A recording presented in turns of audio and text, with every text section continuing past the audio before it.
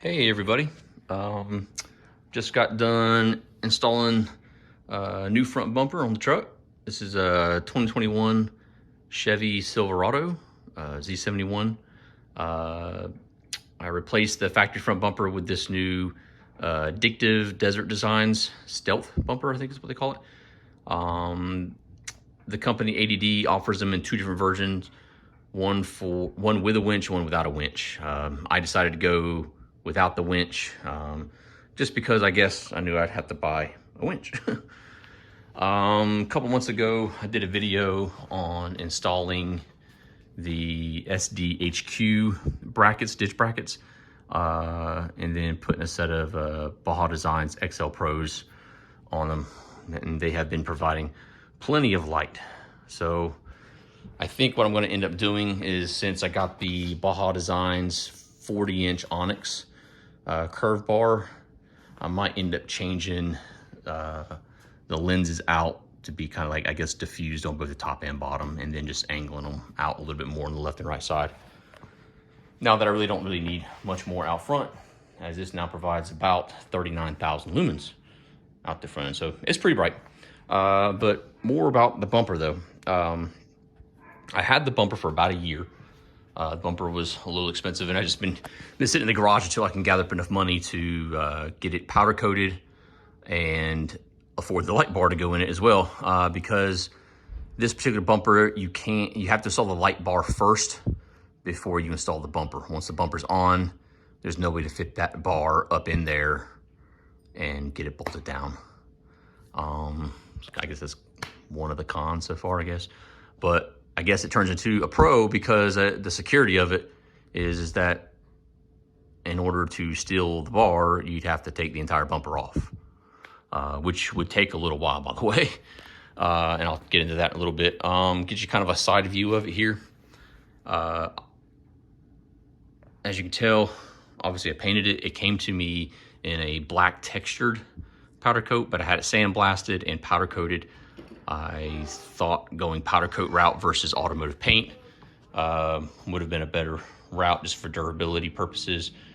However, I ran into a little bit of an issue. As you can probably tell, it's a couple shades brighter white than the actual factory paint job is. So I think it turned out pretty good for powder coat, but maybe in the future, I think I might go automotive paint and just have it like blended in, I guess.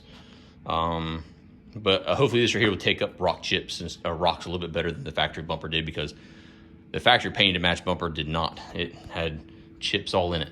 No modification needed to install the bumper at all, except, I say at all, but except the fender liner here. The fender liner extended, I want to say about a good, I don't know, I'd say 8 to 12 inches down this way, because that's how far the factory bumper went down. So what I ended up doing was, you can see I trimmed it up in there the best way I can. The tire's still rubbing that corner. You can see it kind of jagged over there on that edge right there. But once the tire gets done wearing it down, I'll end up trimming it back up and make it look nice. But what I did was, once the new bumper got on, I trimmed it to fit the contour of the new bumper, just so that ugly fender well liner wasn't just hanging down there. Installing it wasn't too bad, kind of straightforward. I was going to do a video on during the install, but I had a couple of my buddies helping me. I figured that'd be rude and just stop every 5 minutes to do a video. So I figured I'd do a post-install video and to kind of let you know some of the issues I ran into with installing it, so y'all don't run into the same thing, because I did not see a video anywhere installing one of these bumpers. Pop the hood here.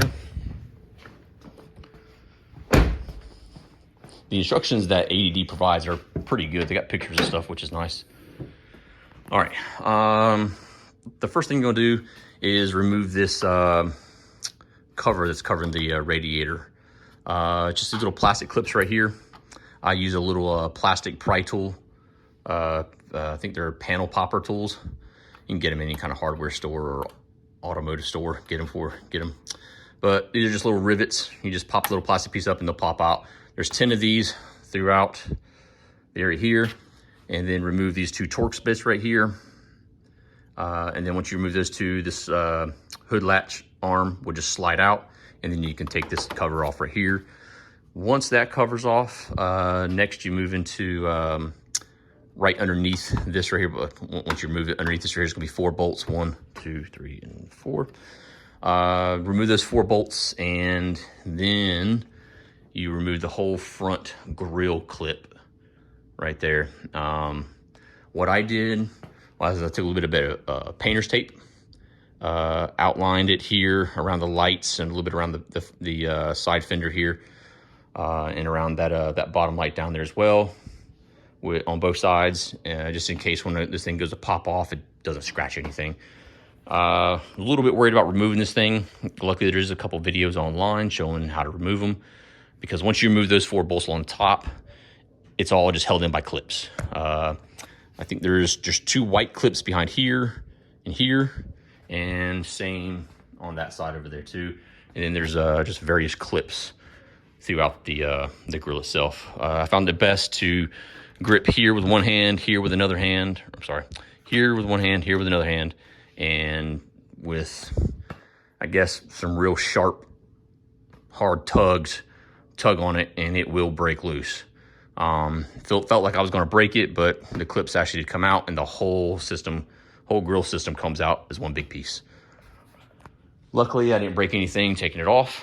But once that's removed, then underneath the truck you go for removing a couple. There's a brace on this side, brace on the other side, couple bolts got to come down, and the factory plastic skid plate that generally goes underneath there will be removed, and it will not be reinstalled, because that right there takes the place of it. Unhooked the factory fog lights that I had on it. Took the bumper off, really easy. Just recommend having a couple buddies help you out so the bumper doesn't like fall on you while you're taking bolts off. This bumper does have options here for adding aftermarket fog lights to it. I left the wire, I think the wire's on this side for the factory fog lights. I'll eventually just get some Baja Designs, maybe some of the SAE series lights that came out with recently.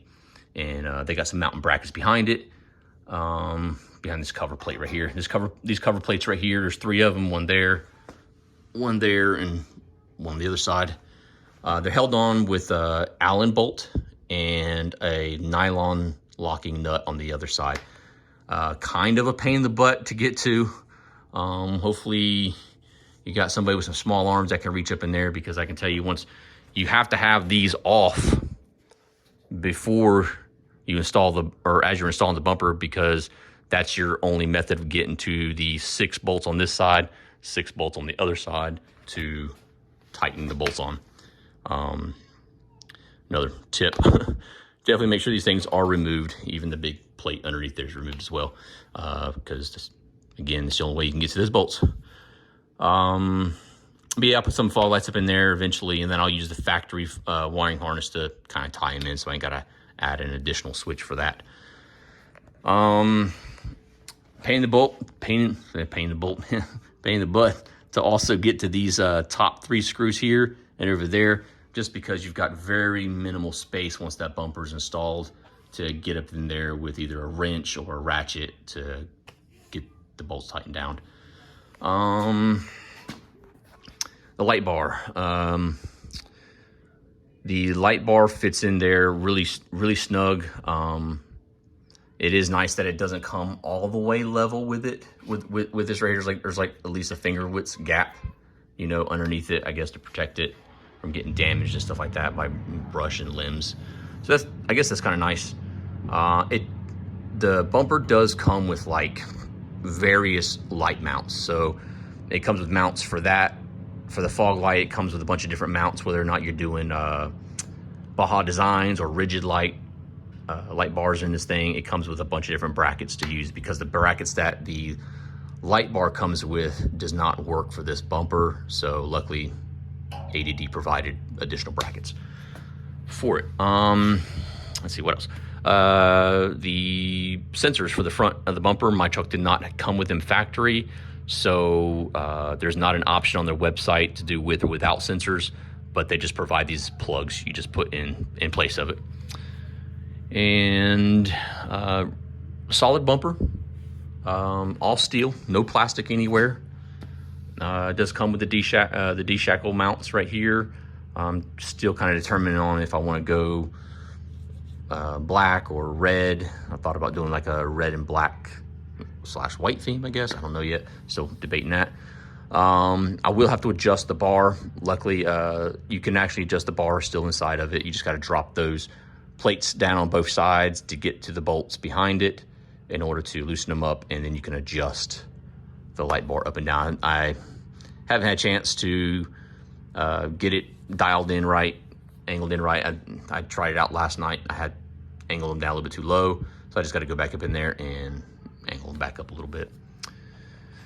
Again, all in all, it was really nice bumper. It kind of gives it that that aggressive, I guess Baja style, where it opens up the tire area. You can see like the lower control arms and stuff like that. I'll eventually put a lift kit on it with some rims and tires, just all in due time.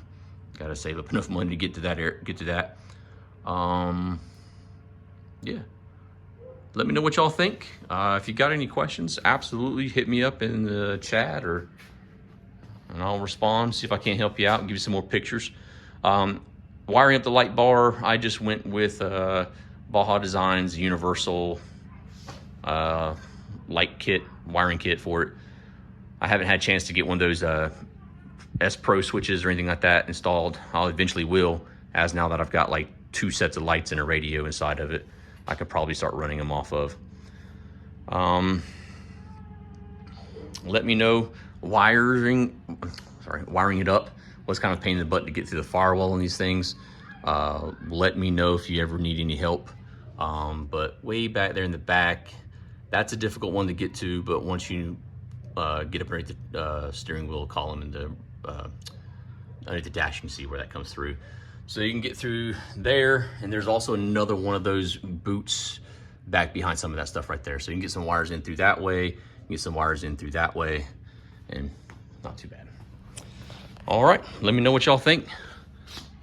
Later, y'all.